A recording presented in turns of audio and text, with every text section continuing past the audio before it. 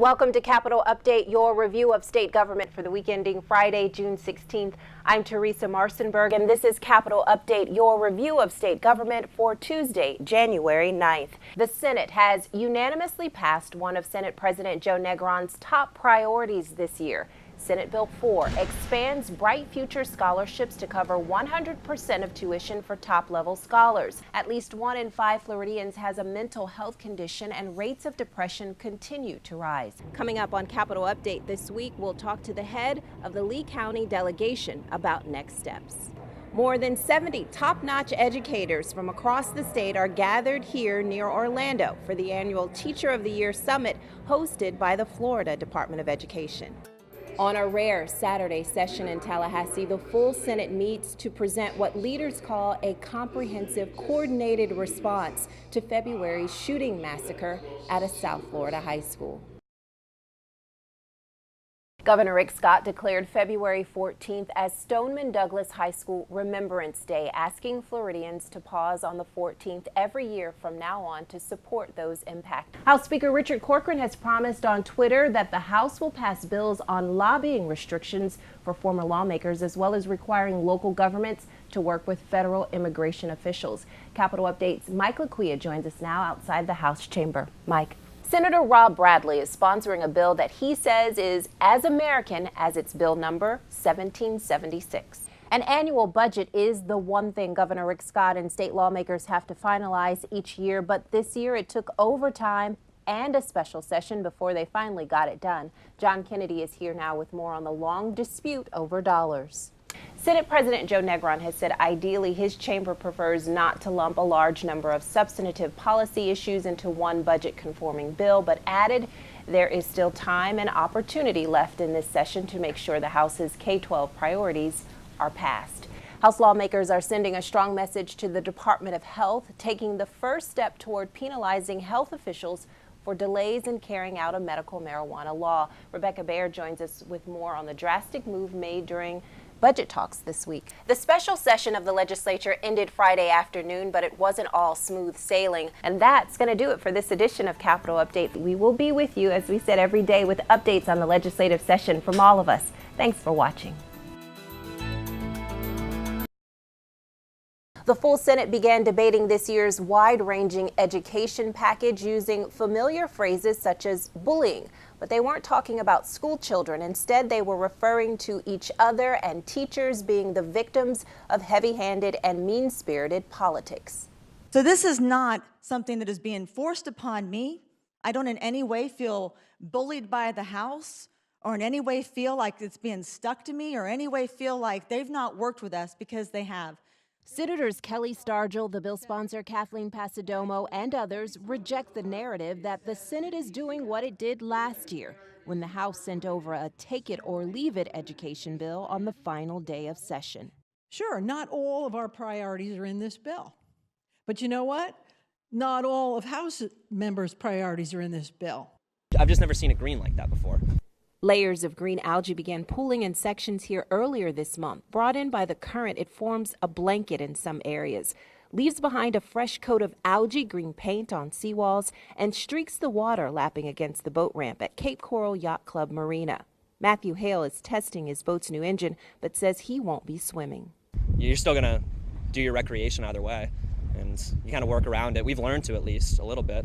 Fortunately, some say this is not peak tourism season for Southwest Florida. Still, it's not clear what's keeping the beach crowds away, the scorching July sun or the recently posted warning signs protruding from the sand. If you're standing on the water's edge, you don't want to put your feet in that. Despite the warning signs, some beachgoers still brave the green-tinged waters. Others say they prefer to wait until Mother Nature or the government takes action. Schools reopening is a sure sign of recovery. Officials in the 9 Northwest Florida counties hardest hit by Hurricane Michael are scrambling to get that part of everyday life back on track. But candidly, some say it will never be the way it was before the monster storm hit October 10th. Students like those in Franklin and Gadsden County are expected to return as early as Monday. For those in Bay County and other areas, school bells won't be ringing until November. 50 miles inland, we thought that we were sort of immune from some of this, but when you look around, see the devastation Calhoun County School Superintendent Ralph Yoder shows us pictures he snapped the day after Hurricane Michael blew through Bluntstown and ripped open the high school's roof, spewing insulation everywhere. A week later, blue skies are still visible through the gaping hole in the gym, but there's progress to report. This is a marathon, not a sprint. We're going to take it one day at a time. These young bouzouki players call this real music, and they get excited knowing that they're a part of preserving their heritage and learning more about their culture. Young men like Costa and Giorgio speak about how grateful they are to grow up in a place like Tarpon Springs, where they're literally enveloped by their culture. And it's not just the music, it's the language, the food, and celebrations. Further south in Miami, we met another musician, and although he wasn't born in Cuba, he's been embraced as a master artist of a unique form of Cuban music. On any given day or night, a lively conversation can be heard outside this North Miami home. Once inside, it's clear that it's the instruments that are doing most of the talking. I'm gonna steal away. Oh Lord, in the midnight hour.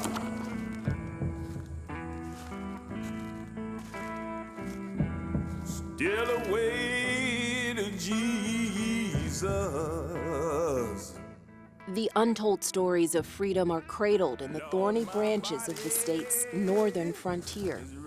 Staunchly rooted among moss canopies and vine-carpeted earth is a slave's struggle to survive. Well, when the moon rises high. Their secrets are whispered here in the unconquered swamps. The Africans' road to resistance, better known as the Underground Railroad, is also camouflaged among the subtropical islands at the southern tip of a place once known as Spain's La Florida. Florida was the first spot for the Underground Railroad. Unofficially, we can place those dates all the way back to 1513. Even in this initial inception of La Florida, the Spanish were already, the Spanish crown put out an order and basically a warning to those saying that if you have your any African slaves with you, be careful that they will abscond from you. By the 17th and 18th century, hundreds of thousands of Africans were carried to slavery aboard ships bound for a foreign coast on the other side of the Atlantic. Both crowns, both the English and Spanish, understand that the only way that their colonies and their settlements are going to survive is through a stable African labor supply. As explorers battled over this new world, slaves in the English colony of Carolina heard about Spanish Florida, a place where they could reclaim their humanity if they were willing to fight for it. So when the Spanish king decides, well, the way we might be able to help ourselves is let's get the, quote, Negroes on our side, he puts out an edict that says that any Negroes that escape Carolina and make it to La Florida and convert to Catholicism shall be manumissed. They'll be freed, given arms and land. In 1739, the beat of the drum signaled the start of the Stono Rebellion. Recorded as the largest slave uprising in British North America, it started with 20 Africans, as this marker details, marching along South Carolina's Stono River in search of promised freedom in Florida.